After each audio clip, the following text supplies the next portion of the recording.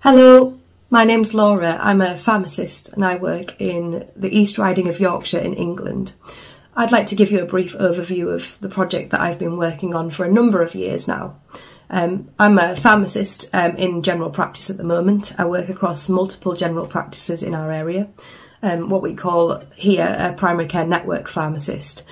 So I move between different practices and work on different pieces of work as led by our network. In the past, I was a community pharmacist, so I worked within the community and actively served our local community.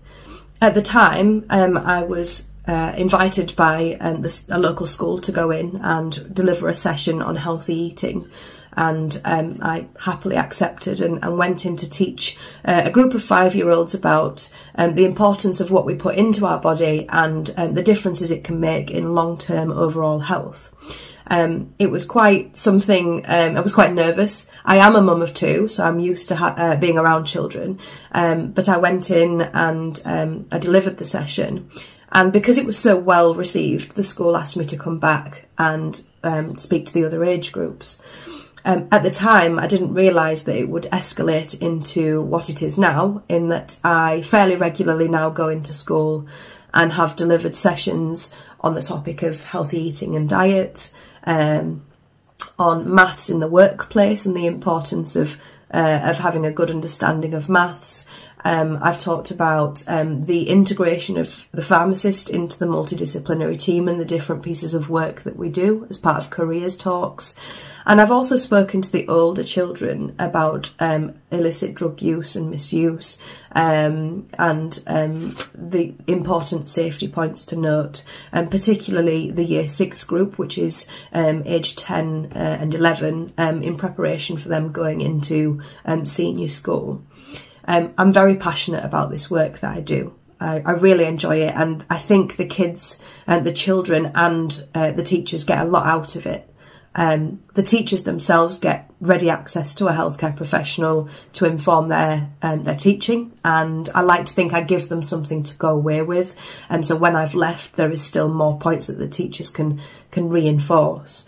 And the children themselves, they gain a better understanding of their healthcare professional, and they often probably have they maybe feel more safe around pharmacists, and they're safe to ask questions.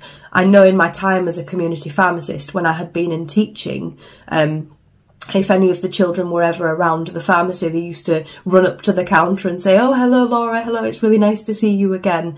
And just having that better relationship to know that they can come and talk to me, and they would then go away and discuss with their families, and their parents would come and speak to me knowing that I'd been into the school and discussed various things with them. So it improves their relationship with their healthcare professional, and also it gives them more of an independent look at their own health. Even as children, we need to be instilling these health messages, because these children are tomorrow's adults and they are potentially my future patients and other healthcare professionals, and we will likely see them throughout their lives. And I think it's important for us to give children a sense of independence and give them better understanding for their health. The barriers that I found were that this work I do all in my own time, because I'm passionate about it, and it's all voluntary. And I think the funding is just not there at the moment for people like myself to go into school to take time out our existing workload, which is already high. And I do it because I'm passionate, and because I like to see children learn things, and I like to see them understand their world a little better. What I think I would like to share with you is an example of one piece of work that I did going into one school, which was a maths in the workplace session. And as a pharmacist, as a community pharmacist, I would often see prescriptions for steroids, and now as a prescribing pharmacist working in general practice, I write my own prescriptions. And I created my own prescriptions, wrote them all out, and I took examples of prescriptions in for the children.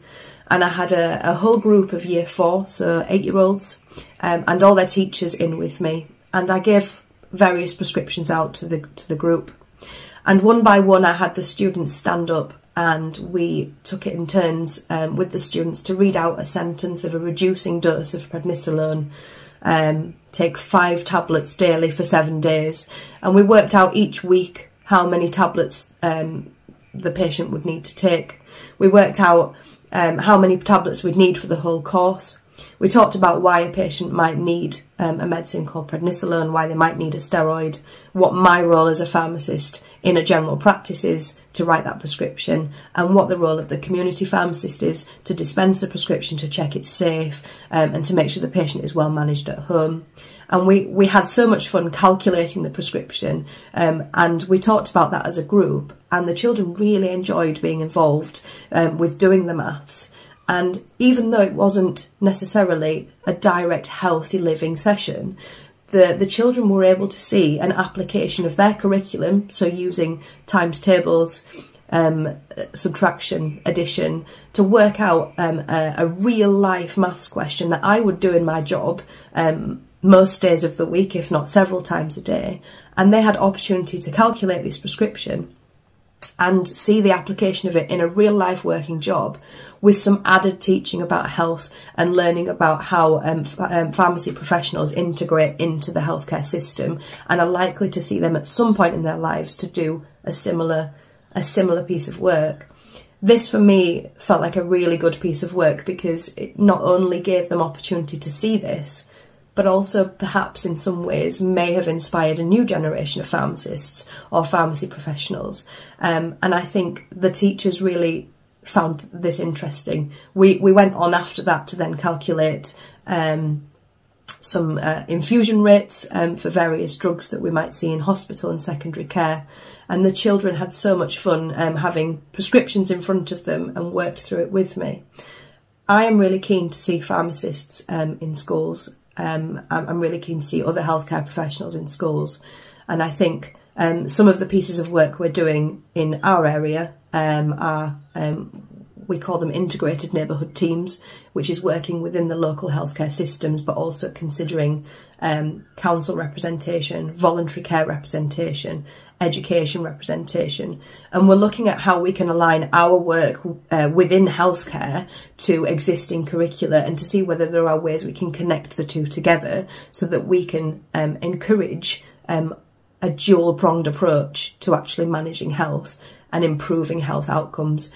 In this way, we're actually improving health outcomes at a population level, but we're also future-proofing healthcare, so that we're minimising the need for increasing demand on things, on modifiable risk factors, by improving the education of children and by extension their families.